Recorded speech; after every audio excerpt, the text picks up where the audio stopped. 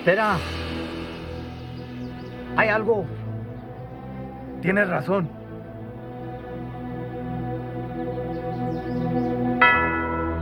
Tráeme el padre.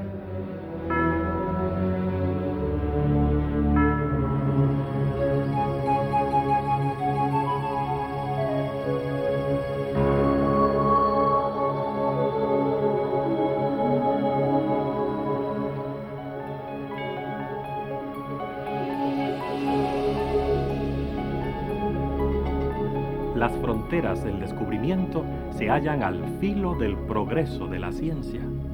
Allí, el proceso de investigación les gana terreno constantemente a los misterios y poco a poco va iluminando lo desconocido.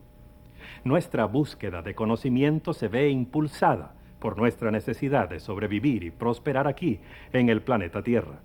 También está motivada por nuestro deseo de comprendernos a nosotros mismos, así como el lugar que ocupamos, es decir, el propósito de nuestra existencia en nuestro mundo y el universo que nos rodea. El progreso de las investigaciones sobre historia, arqueología, idiomas antiguos y antropología nos han dado acceso a conocimientos que han estado ocultos por muchos siglos. Estos conocimientos nos ayudan a comprender mejor el significado y propósito de nuestras vidas.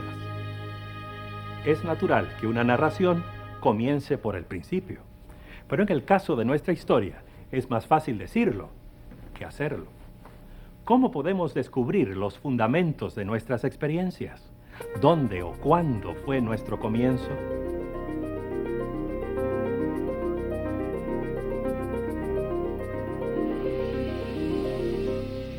Los antiguos babilonios nos legaron uno de los mitos más antiguos acerca de los orígenes de la humanidad. Es un poema épico acerca de la creación, el cual fue escrito en algún período del segundo milenio antes de Cristo. Se llama Enuma Elish, lo cual significa cuando en lo alto. Cuando en lo alto el cielo no había sido nombrado, al terreno de abajo no se le había dado nombre, nada sino el Apsu primordial, su engendrador, y Momut Tiamat, la que los concibió a todos, sus aguas se mezclaron como un solo cuerpo. Según los expertos, los antiguos babilonios creían que Apsu representaba el agua dulce y Tiamat el agua salada. Al comienzo de la creación no habían sido separadas todavía. Mezcladas como estaban, poseían en sí mismas las semillas de la vida. Produjeron, pues, generaciones de dioses que al transcurrir el tiempo crearon al hombre. Los indios navajos y pueblos de Norteamérica comparten un concepto tradicional basado en varias creaciones separadas. Los aztecas del antiguo México tenían creencias similares. El dios Quetzalcóatl inventó la gente formándola de ceniza. Vino un gran diluvio y los seres humanos se convirtieron en peces. El Creador probó de nuevo, pero hubo un eclipse completo de sol y en la oscuridad vinieron los jaguares y se comieron a toda la gente. Una lluvia de fuego y cenizas de origen volcánico destruyó la tercera creación. El cuarto intento fracasó cuando el mundo quedó en ruinas debido a un violento huracán y sus habitantes se volvieron monos. El mundo, así como lo conocemos, es el resultado de la quinta creación y está condenado a la destrucción por los terremotos y el hambre. El cuadro no es muy animador, ¿verdad? A pesar de ello, esta visión cosmológica era muy real para los aztecas. Todo esto aparece descrito en la famosa Piedra del Sol, la cual es probablemente el artefacto más importante de la civilización azteca. Fue labrada en el siglo XV y pesa más de 25 toneladas. De ella obtenemos evidencias muy sólidas acerca de lo que sus inventores creían sobre su procedencia.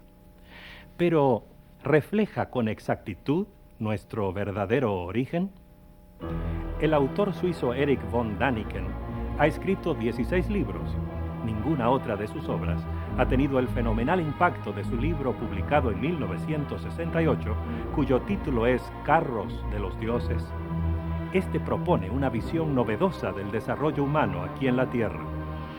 En un pasado indefinible, una nave espacial desconocida descubrió nuestro planeta.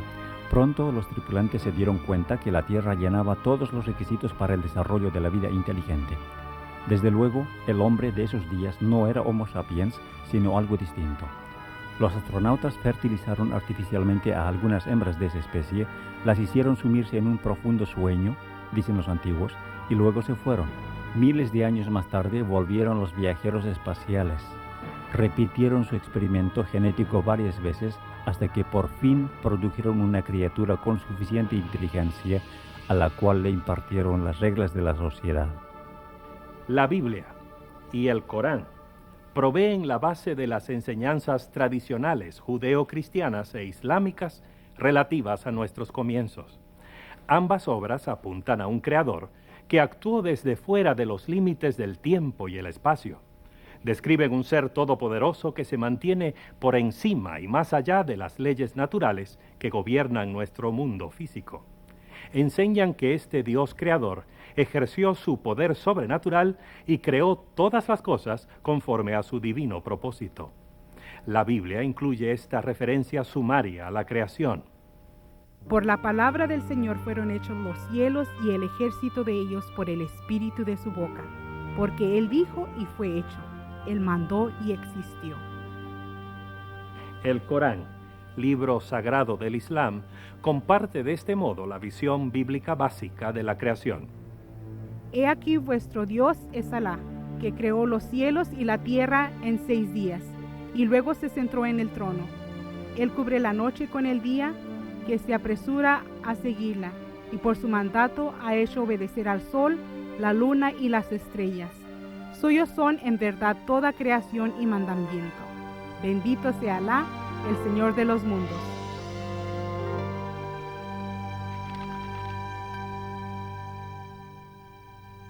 A principios del siglo pasado, algunos científicos comenzaron a proponer nuevas teorías en cuanto al origen de la vida en el planeta, las cuales estaban en conflicto con el creacionismo tradicional. En diciembre de 1831, el barco Beagle zarpó de Inglaterra en un viaje de 5 años alrededor del mundo. A bordo de esta nave exploradora iba en calidad de naturalista voluntario Carlos Darwin, que entonces tenía solo 22 años de edad. Las observaciones y conclusiones de Darwin habrían de revolucionar la visión convencional de nuestros orígenes. Pensaban que Dios había creado los animales y las plantas específicamente aptos para cada medio ambiente. Si fuera cierto, la vida en una isla del océano tendría que ser semejante a la de otra isla. Darwin descubrió que las islas no se parecían entre sí, más bien que las especies en una isla eran similares a las del continente más cercano y no a las de otra isla. Darwin hizo sus descubrimientos más significativos en las Islas Galápagos, situadas a más de 1000 kilómetros al oeste de la costa del Ecuador. Allí, Darwin descubrió especies de animales que eran exclusivas de ese archipiélago. Notó también variaciones específicas entre animales similares de las diferentes islas. Regresó un día trayendo un caparazón de tortuga desde una isla que había visitado. Un residente del centro más poblado le dijo, viendo el caparazón, «Así que has estado en tal isla». Él le contestó pasmado, «¿Cómo sabe usted dónde estuve?» El residente contestó, «Porque ese caparazón es de esa isla». Luego Darwin dijo, «¿Cómo sabe eso?». Contestó el hombre, «Porque cada isla contiene tortugas con formas particulares y yo los puedo reconocer». Eso le entusiasmó mucho a Darwin. Las observaciones de Darwin lo condujeron eventualmente a desarrollar su teoría de selección natural y a publicar en 1859 su libro, El origen de las especies. La primera edición se agotó el mismo día en que salió. La siguieron 5 ediciones más con revisiones. A menudo se lo denomina el libro que sacudió al mundo, pues ayudó a formar el pensamiento científico moderno acerca de nuestros orígenes. Inicialmente se define la ciencia como un proceso materialístico. Eso es dar tributo al darwinismo, es decir, recibimos ese legado de él, que somos independientes de Dios. Usando como punto de partida las teorías evolucionistas que Darwin desarrolló, los científicos y filósofos han elaborado sus propias respuestas a las preguntas acerca de los orígenes. Hoy existen numerosas variaciones sobre el tema de Darwin. Entre los científicos evolucionistas, la teoría del Big Bang, es decir, la gran explosión, ha sido aceptada ampliamente como un punto de comienzo para la historia de nuestro universo tal como lo conocemos. Esta teoría sugiere que toda la materia que existe hoy en el universo se deriva de una masa fuertemente comprimida e increíblemente caliente de partículas subatómicas que explotó algo así como 10 o 15 mil millones de años atrás. Esa tremenda explosión de energía creativa echó a andar el universo y eventualmente dio a luz las galaxias, los astros y planetas, y por fin formó toda clase de vida y materiales que contiene el universo.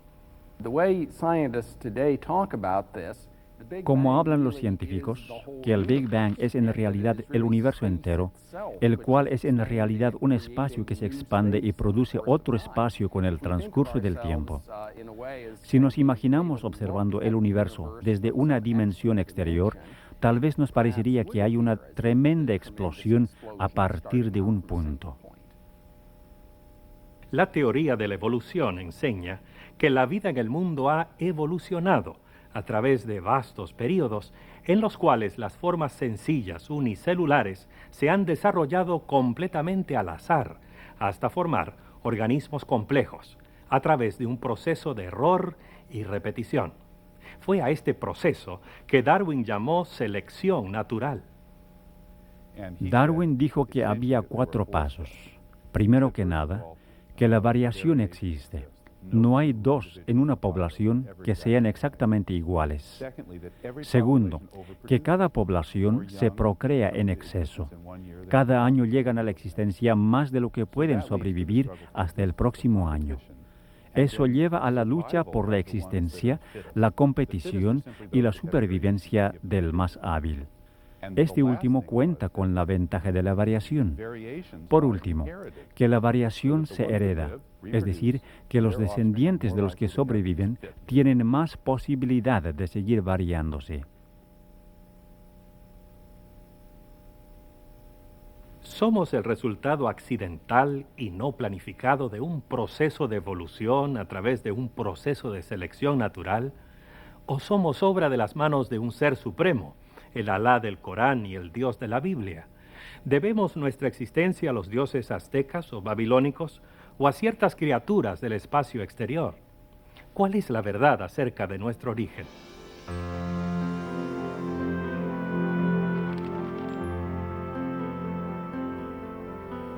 Hoy la teoría de la evolución les es presentada a los niños escolares y promovida por los medios de comunicación como si fuera un hecho comprobado. La verdad, sin embargo, es que la teoría de la evolución no es más que eso, una teoría. Sus fundamentos científicos son en realidad bastante débiles. El biólogo molecular y autor Miguel Denton nos ofrece este vistazo de Carlos Darwin y su teoría. El concepto popular de un Darwin triunfante, cuya confianza en sus opiniones sobre la evolución fue en aumento después de 1859, es una grotesca falsificación.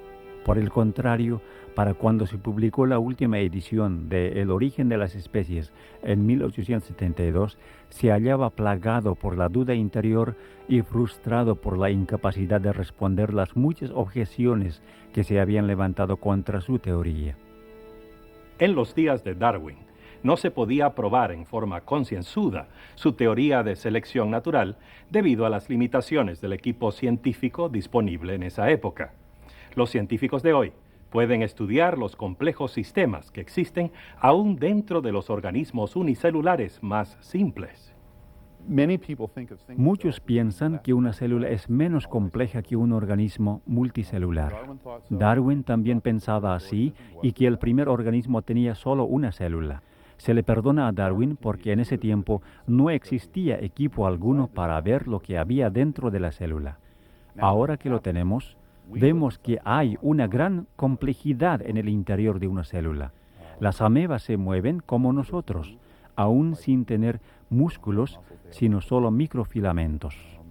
Nosotros digerimos la comida, respiramos, también las amebas, aunque son minúsculas. Solo poseen una célula, pero son complejas y hacen todo lo que hacemos. La complejidad hasta de las formas de vida más simples es una de las razones por las cuales muchos científicos se sienten cada vez menos satisfechos con la explicación evolucionista que insiste en confiar puramente en el azar sin rumbos de ninguna clase. Hay buenas razones para que los científicos cuestionen el supuesto poder de la suerte. Veamos esta sencilla demostración y nos será fácil comprenderlas. Aquí hay 3 bloques, numerados 1, 2 y 3. Hay 6 combinaciones posibles de estos números. Pongo primero los bloques en esta caja y luego la sacudo. Ahora, si me pongo a extraer los bloques uno a la vez, ¿qué probabilidades tendría de sacarlos en su orden numérico? Bien, puedo esperar sacar los números 1, 2 y 3 en ese orden, una vez en cada 6 intentos.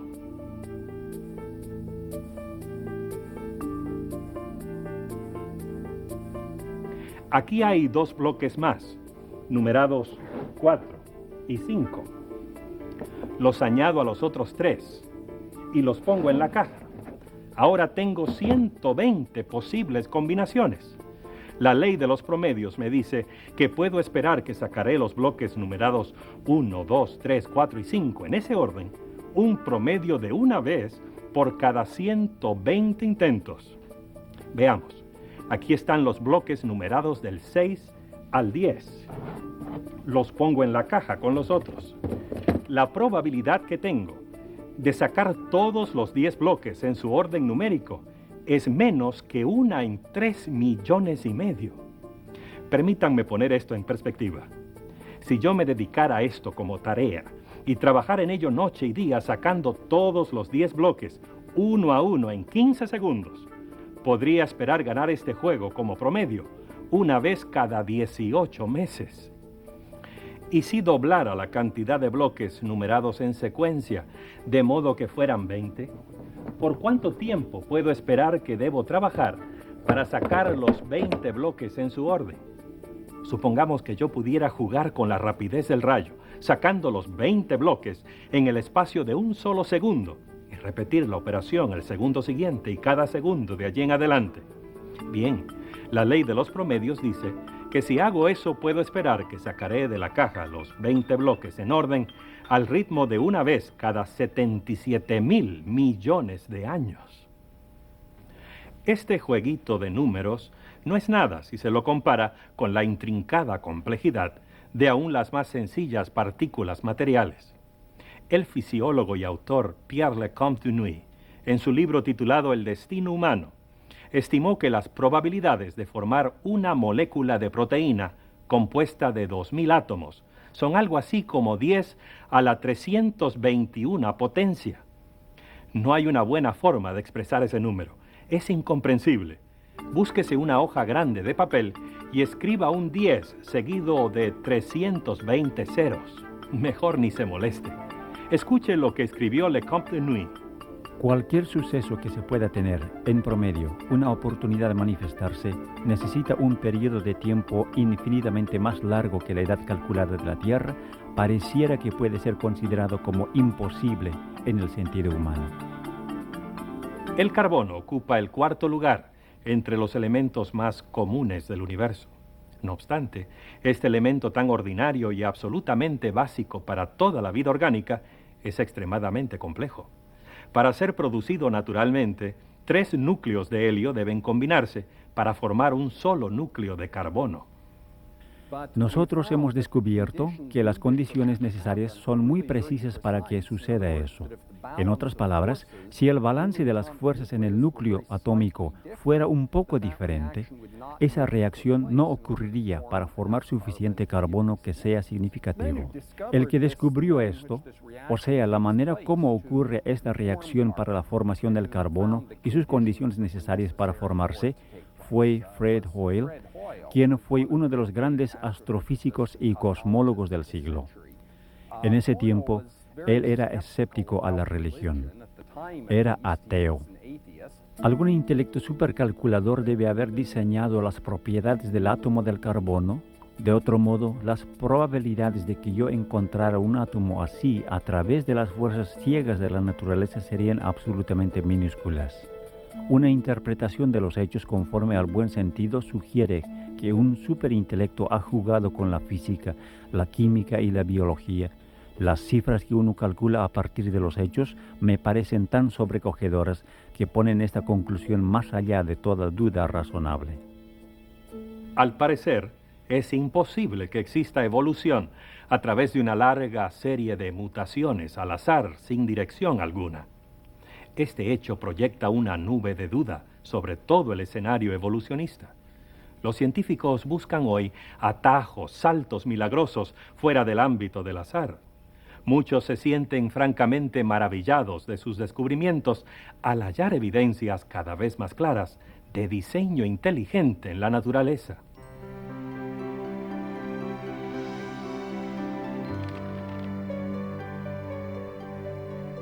Desde luego, para que exista diseño inteligente, se necesita un diseñador. Y la más clara descripción de un diseñador y de su obra se halla aquí, en la Biblia. El mismo relato de la creación registra una progresión sistemática de actos creativos, la cual culmina en la creación del hombre. El profeta hebreo Jeremías, al escribir acerca del Creador, hace énfasis en este diseño inteligente. El que hizo la tierra con su poder, el que puso en orden el mundo con su saber y extendió los cielos con su sabiduría. La teología bíblica de la creación no intenta proveer una descripción científica de los actos creativos de Dios. En lugar de ello sugiere el significado, el propósito, el blanco de la creación. Por la fe entendemos haber sido constituidos el universo por la palabra de Dios, de modo que lo que se ve fue hecho de lo que no se veía. Pienso que este versículo es muy importante respecto a cómo entendemos la creación. Es decir, ver el universo como una creación es un asunto de fe y no de conocimiento científico. Dicho en otras palabras, podemos conocer el universo detalladamente gracias a la investigación científica, pero lo aceptamos como creación divina debido a nuestra confianza personal en Dios. Quizás muchos de nosotros nos hemos apresurado demasiado a descartar este antiguo libro por considerarlo una colección de fábulas inútiles, leyendas y tradiciones. Pero su valor alcanza mucho más allá del dominio de la ciencia. Trata de conceptos que no pueden ser analizados en un laboratorio. Enfoca muchas preguntas que la ciencia no puede responder. Es decir, la ciencia puede explicar cómo se conduce el universo y cómo ocurren las cosas en él mismo, pero no puede explicar por qué existen las cosas en vez de no existir. No tiene una respuesta real para la pregunta fundamental sobre la existencia. ¿Será posible que las páginas de la Biblia, tan descuidadas, nos ofrezcan información exacta acerca de nuestros orígenes? Si es así, no estamos aquí por accidente. Debemos vernos como participantes en el diseño del Creador. Nuestra existencia debe obedecer a un plan, un propósito real. Entonces dijo Dios: hagamos al hombre a nuestra imagen, conforme a nuestra semejanza, y señoreé en los peces del mar, en las aves de los cielos, en las bestias, en toda la tierra, y en todo animal que se arrastra sobre la tierra. El relato de la creación muestra a un Dios que tiene grandes ambiciones, elevadas esperanzas para la raza humana. Hemos sido creados a imagen de nuestro Hacedor. En su inocencia original, los seres humanos tenían comunión directa con Dios, una relación íntima, personal, cara a cara con su Creador.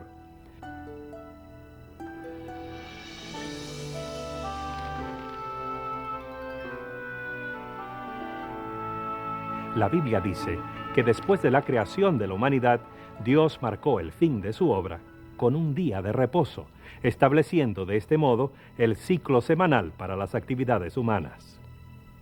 Y fueron acabados los cielos y la tierra y todo su ornamento. Y acabó Dios en el día séptimo su obra que hizo, y reposó el día séptimo de toda su obra que había hecho.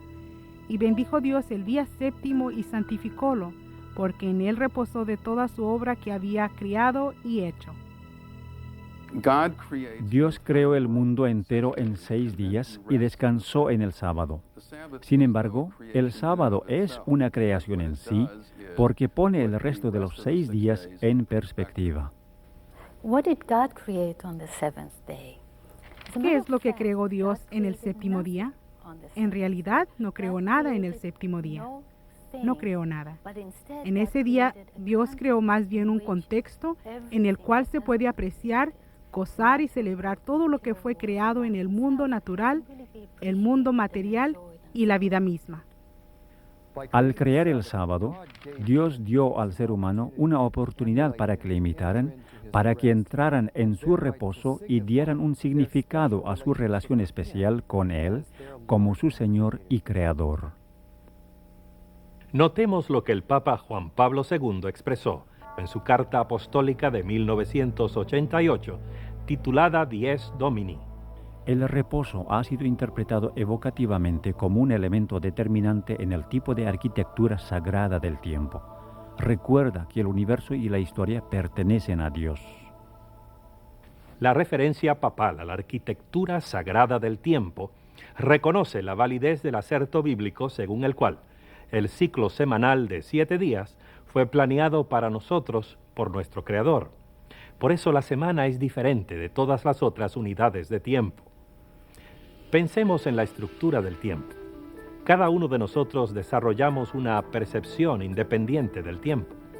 Todos tenemos un pasado, algunos más largo, otros más corto.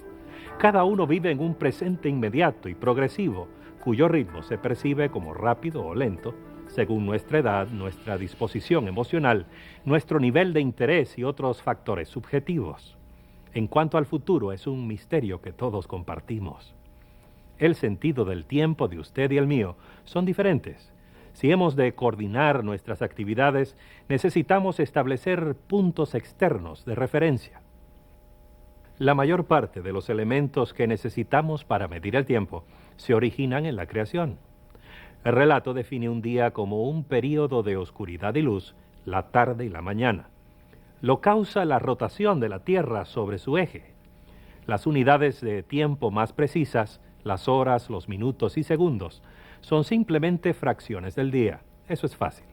El año es el período que se requiere para que la Tierra dé una vuelta alrededor del Sol. El mes en su forma actual se basa aproximadamente en un ciclo completo de fases lunares, pero ha sido ajustado para hacer caber los 12 meses en un año.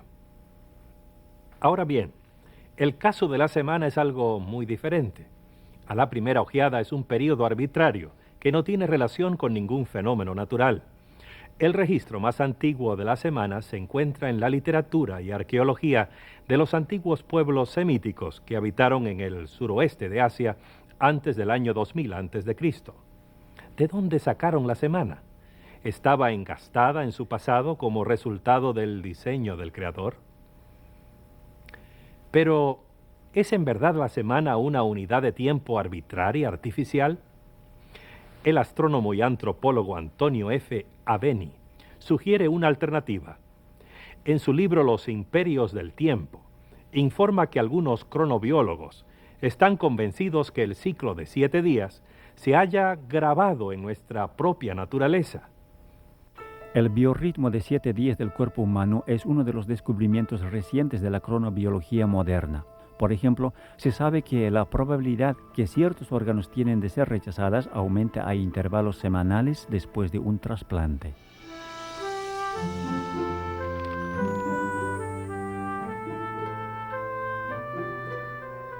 La amplia aceptación de la semana de 7 días a través de miles de años de historia provee evidencia adicional en apoyo del origen divino del ciclo semanal.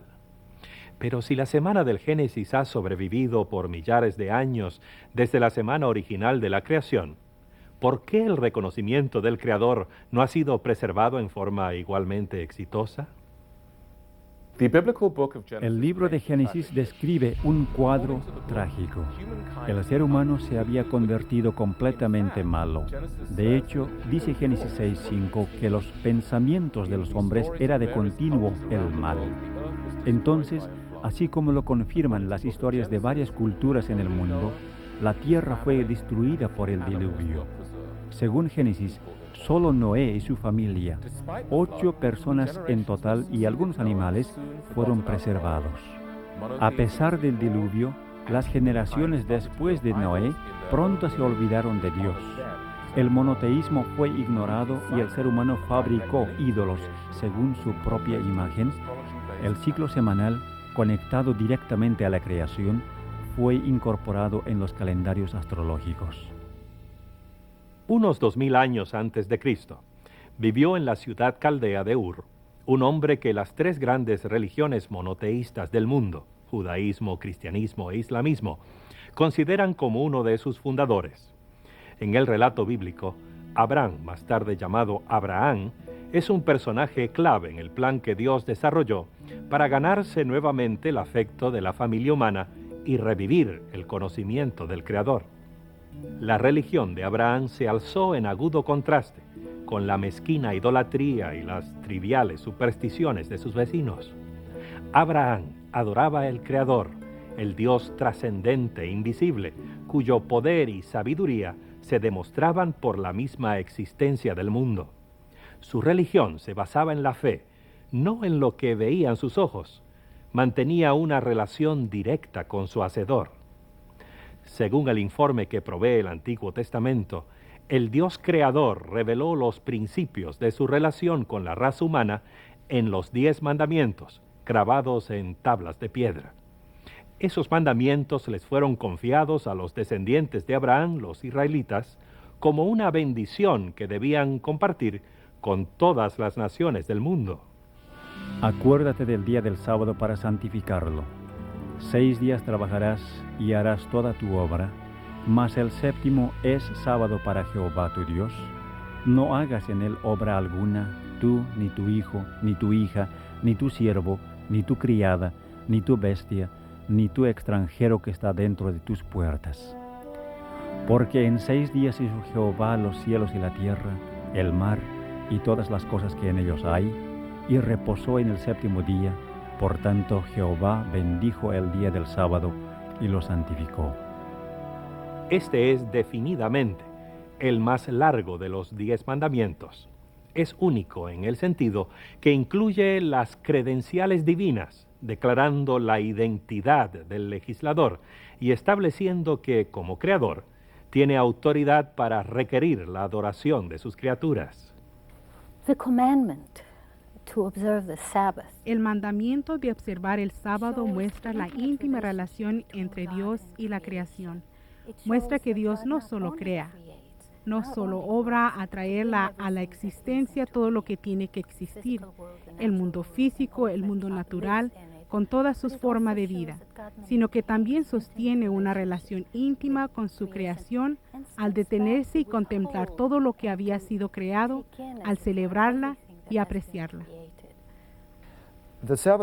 El sábado revela la compasión de Dios por sus criaturas. En Éxodo 23:12 está expresada una ley que dice: 6 días trabajarás y al 7º día reposarás para que descanse tu buey y tu asno, y tome refrigerio el hijo de tu sierva y el extranjero. Así que el sábado es un don de Dios para sus criaturas. No solo el ser humano debe descansar de las labores que hace durante la semana, sino que también el buey y el asno. En el 5º libro de la Biblia, Deuteronomio, encontramos la repetición de los 10 mandamientos. Esta vez se enriquece el significado del sábado vinculándolo a la liberación de la nación israelita de su esclavitud en Egipto. Guardarás el día de reposo para santificarlo, como Jehová tu Dios te ha mandado. Acuérdate que fuiste siervo en tierra de Egipto y que Jehová tu Dios te sacó de ella con mano fuerte y brazo extendido, por lo cual Jehová tu Dios te ha mandado que guardes el día de reposo. Nosotros participamos de la redención de Dios, tal como la nación de Israel participó de la redención divina. Dios nos libró de algo, así como le libertó a los antiguos israelitas de la opresión de Faraón en Egipto. Hoy, Dios nos libra como individuos del poder opresivo de Satanás y del pecado que nos destruye. Individuals today are in great Hoy tenemos la gran necesidad de hallar un santuario en el tiempo, lo cual es el sábado. Estamos sobrecargados y arrastrados por el mundo material y por la producción de cosas materiales. El sábado se constituye en la liberación de esas cosas.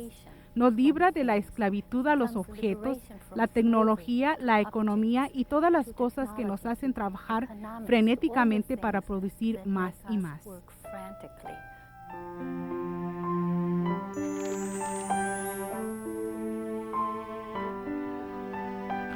Si el sábado tiene un significado tan amplio, y si es parte de los 10 mandamientos, ¿por qué no se lo observa hoy con mayor fidelidad? La pregunta es significativa, especialmente en vista de que se reconoce ampliamente que este mandamiento, al igual que los otros 9, se aplica no solo al pueblo de Israel, sino a toda la familia humana. Tal como es la ley natural, que por lo general un periodo de tiempo proporcional sea apartado para la adoración a Dios, así también en su palabra, mediante un mandamiento positivo, moral y perpetuo que atañe a todos los seres humanos de todos los tiempos, Él ha fijado particularmente un día en 7 para el reposo y la santificación. El día de reposo era obligatorio en el Edén y ha estado en vigor desde entonces. Este cuarto mandamiento comienza con la palabra acuérdate, dando a entender que el día de reposo ya existía cuando Dios escribió la ley en las tablas de piedra en el Sinaí. ¿Cómo pueden afirmar que este mandamiento está anulado cuando ellos mismos reconocen que los otros 9 están vigentes? El sábado fue instituido para el hombre, no solo para los hebreos, sino para todos los seres humanos. El mandamiento relativo al sábado nos revela el cuadro de un creador que anhela ocupar un lugar en los corazones y vidas de todos sus hijos humanos. David, el gran rey israelita, comprendió esto e instruyó a su pueblo a esparcir por todo el mundo su conocimiento del Dios creador. Cantad entre la gente su gloria y todos los pueblos sus maravillas, porque todos los dioses de los pueblos son nada, mas Jehová hizo los cielos. Tributad a Jehová la gloria debida a su nombre, y diga en las naciones, reina Jehová. La Biblia deja en claro que el deseo del Creador era atraer a toda la familia humana a la verdadera religión, la verdadera adoración, de modo que todos pudieran compartir las buenas cosas que se proponía hacer por Israel. Y a los hijos de los extranjeros que se allegaren a Jehová para ministrarle, y que amaren el nombre de Jehová para sus servicios, a todos los que guardaren el sábado de profanarlo y abrazaren mi pacto, yo los llevaré al monte de mi santidad y los recrearé en mi casa de oración. Sus holocaustos y sus sacrificios serán aceptos sobre mi altar, porque mi casa, casa de oración, será llamada de todos los pueblos. No es difícil imaginar el poder que tiene el sábado para restaurar y cementar la relación entre Dios Creador y sus hijos humanos. La devoción que mostraran por el sábado, su adoración y alabanza inspiradas por el aprecio de su poder creador, los vincularía a su Dios con lazos de amor y gratitud. Si continuaban su sincera observancia del sábado, nunca se olvidarían de él. Y diles también mis sábados que fuesen por señal entre mí y ellos, para que supiesen que yo soy Jehová que los santifico.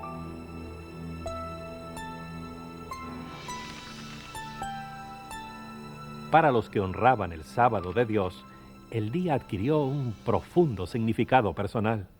El día de reposo y de adoración proveía una oportunidad de conocer a su Creador, quien había prometido hacerlos su propio pueblo santo. Pero la historia registra que los israelitas no aprovecharon su oportunidad. Hay evidencia de que el sábado fue negligenciado y pobremente observado, según el profeta Isaías. Nehemías también se refiere a eso. La razón es muy simple. La gente perdió de vista el señorío de Dios. Mas rebeláronse contra mí la casa de Israel en el desierto. No anduvieron en mis ordenanzas y desecharon mis derechos, y mis sábados profanaron. El sábado, símbolo de la relación especial existente entre Israel y Dios, que era el corazón mismo del sistema de culto orientado hacia el Creador, se vio repetidamente desecrado. Finalmente el profeta Jeremías anunció el resultado de la apostasía de Israel. Imagínese al profeta Jeremías caminando arriba y abajo por las calles de la antigua Jerusalén. Su mensaje no causaba alegría porque decía a la gente que su ciudad y su templo iban a ser destruidos y que ellos iban a ser llevados a Babilonia para servir a su rey por 70 años. Nadie le prestó atención. Desde alrededor del año 605 a.C., los ejércitos de Nabucodonosor, rey del imperio neobabilónico, invadieron repetidas veces el territorio de Israel. Sus fuerzas eventualmente destruyeron la ciudad capital de Jerusalén y se llevaron la mayor parte de sus habitantes al exilio. Algunos de los cautivos fueron llevados a Babilonia, mientras que otros fueron dispersados por todo el imperio. Y entonces, lejos de su tierra, lejos de todo lo que apreciaban, muchos judíos se dieron cuenta de que habían cometido un gran error. Muchos se dieron cuenta de que necesitaban volver al Dios de sus padres y al culto de sus antepasados.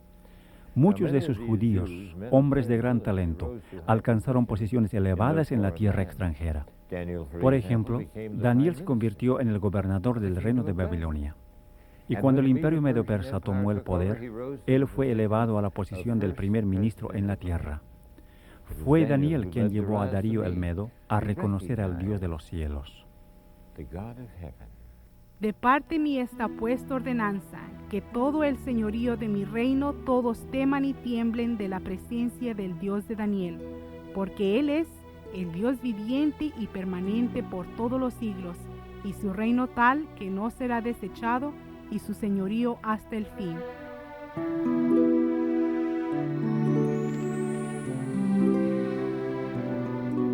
Hay evidencias que sugieren que la religión de la nación en exilio llegó a ser tan bien conocida que influyó en los movimientos filosóficos y religiosos del siglo siguiente.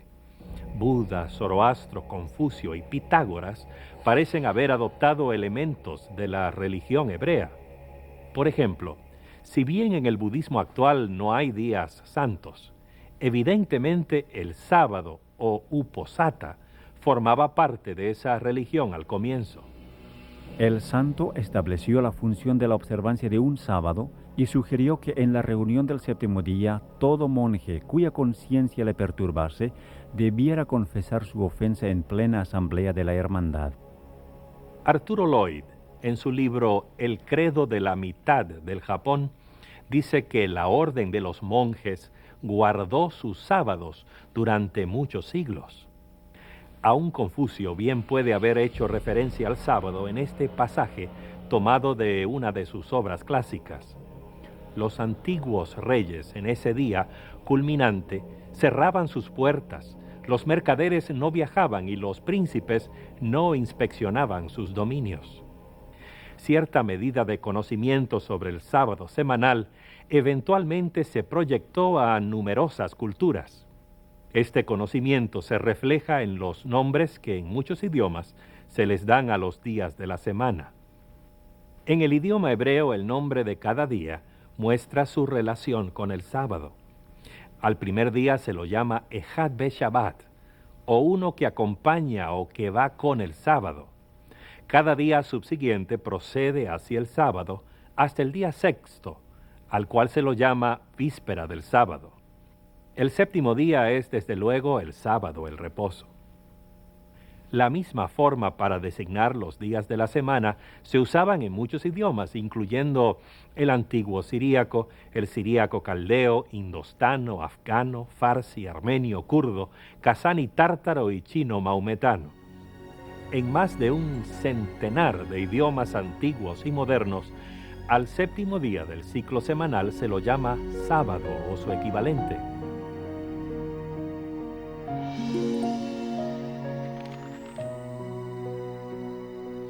Parece pues que en su exilio, por lo menos, algunos de los judíos tuvieron éxito allí donde su nación había fracasado en tiempos de paz y prosperidad.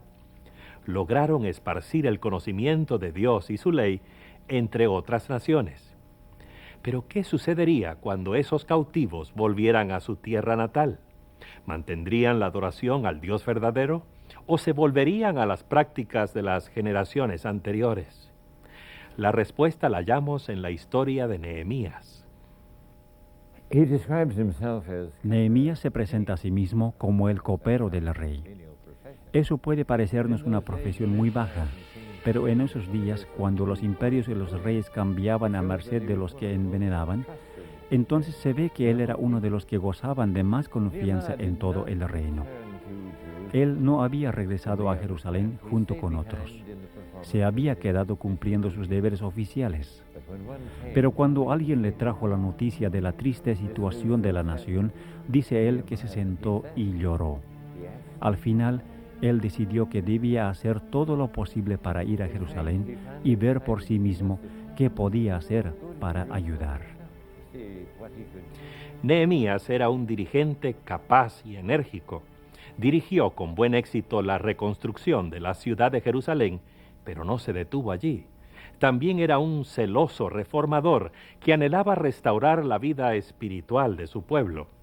Por considerar que la desecración del sábado era una de las razones de que hubieran pasado largos años en cautividad, se sentía especialmente llamado a preservar la santidad del día de reposo.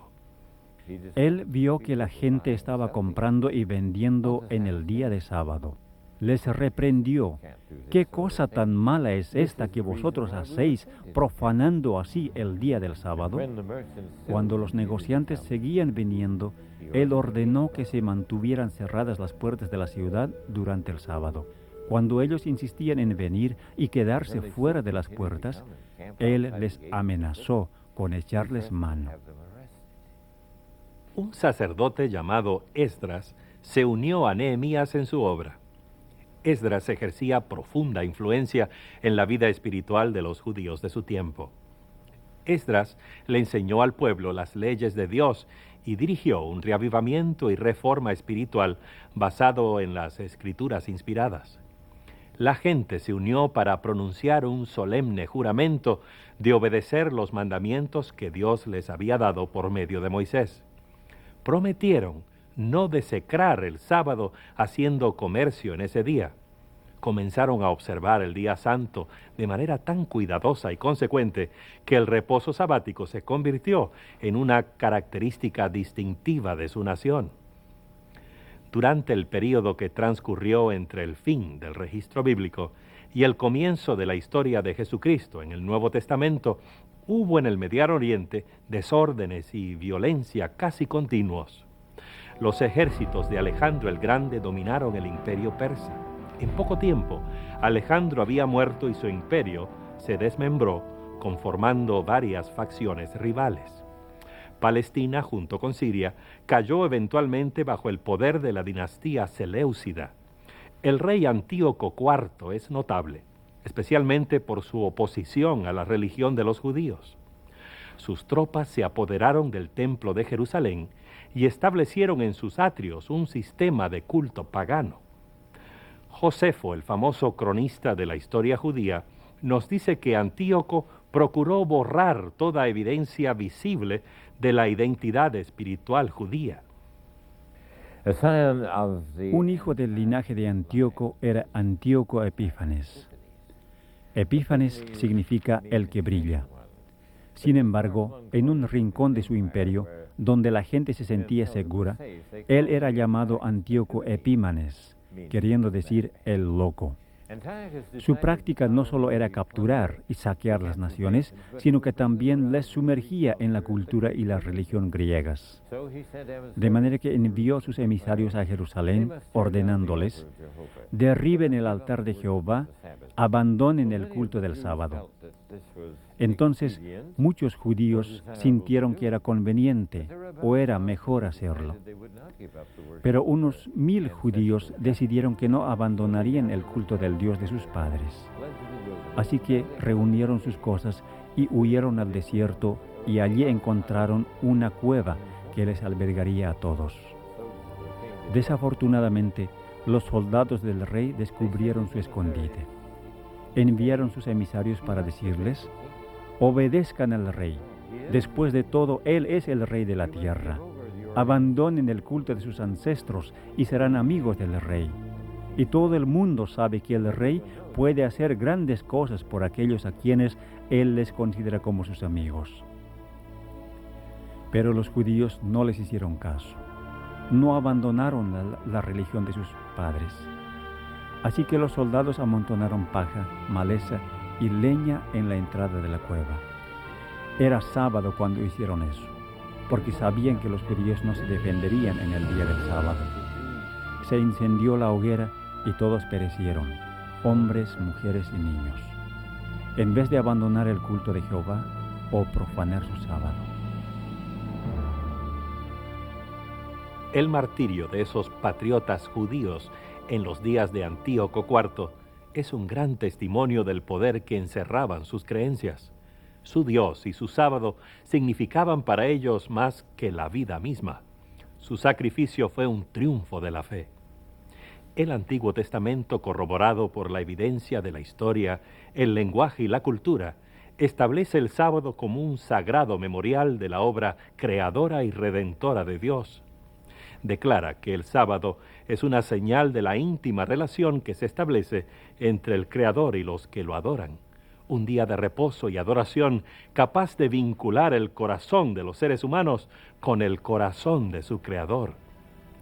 Cuando los primeros cristianos heredaron el sábado, las enseñanzas de Jesús y sus discípulos sirvieron para enfatizar su significado y enriquecerlo, magnificando su importancia. Hoy, para muchos judíos y cristianos, el sábado es todavía un punto central de la vida espiritual y la adoración verdadera. Hasta el día de hoy, perdura como un elemento que define la sagrada arquitectura del tiempo.